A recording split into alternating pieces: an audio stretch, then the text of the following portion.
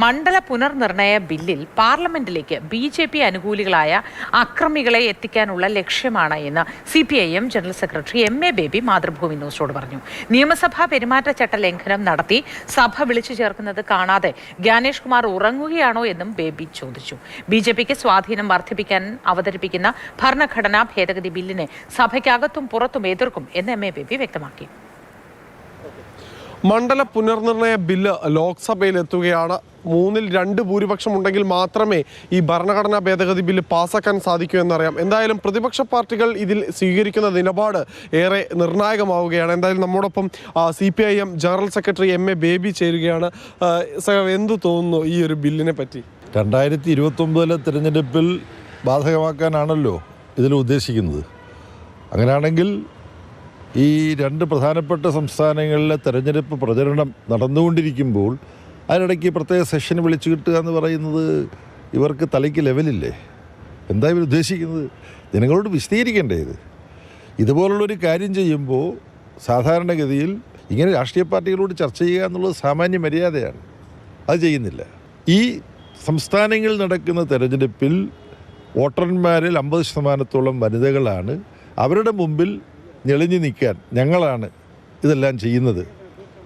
ഇപ്പം കൊണ്ടുവരുന്ന ഭേദഗതി നടപ്പാവുമ്പോഴും അതനുസരിച്ച് പ്രാതിനിധ്യം കിട്ടാൻ പോകുന്നത് 2029 അപ്പോൾ ഇത് വളരെ വിചിത്രമാണ്.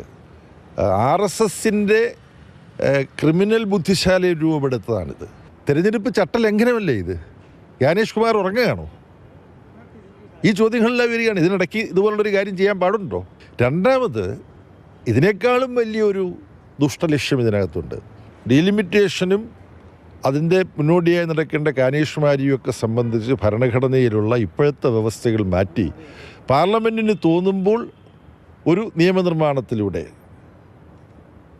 ഡീലിമിറ്റേഷൻ നടത്താം എന്ന പുതിയൊരു വ്യവസ്ഥ കൊണ്ടുവരികയാണ്.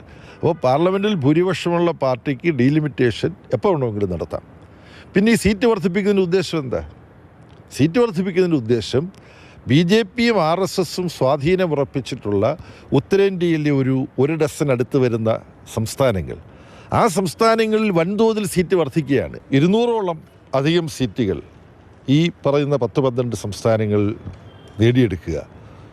തെക്കൻ സംസ്ഥാനങ്ങളും വടക്ക് കിഴക്കൻ സംസ്ഥാനങ്ങളും ഇന്ത്യൻ രാഷ്ട്രീയത്തിൽ അപ്രസക്തമായി തീരുന്നൊരു സാഹചര്യം ഉണ്ടാക്കുക.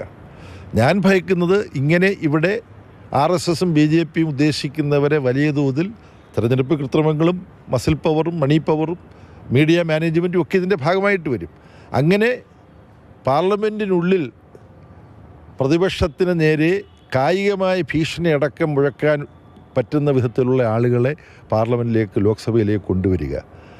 ഗൗരവമായ ചർച്ച, വാദപ്രതിവാദം നടക്കുന്ന ഒരു സ്ഥലം എന്നുള്ളതിന് പകരം പേശീബലം കൊണ്ട് ലോക്സഭയ്ക്കുള്ളിലും തങ്ങൾ ഇച്ഛിക്കുന്ന ഹിന്ദുരാഷ്ട്ര നിർമ്മാണത്തിനാവശ്യമുള്ള കാര്യങ്ങൾ ചെയ്യുക. അതുകൊണ്ട് അതിനെ എതിർത്തുകൊണ്ട് ഞങ്ങൾ ഭേദഗതികൾ അവതരിപ്പിക്കാൻ തീരുമാനിച്ചിട്ടുണ്ട്. എന്തായാലും പ്രതിപക്ഷ പാർട്ടികളുടെ നിലപാട്, അല്ലെങ്കിൽ വിശിഷ്യ CPMൻ്റെ നിലപാട് എന്ന് പറയുന്നത് ഈ ബില്ല് നടപ്പാക്കുന്നതിന് പിന്നിലുള്ള RSSൻ്റെയും BJPയുടെയും അജണ്ട രാജ്യത്തിന് മുൻപിൽ തുറന്നു കാണിക്കുക എന്നത് തന്നെയാണ്.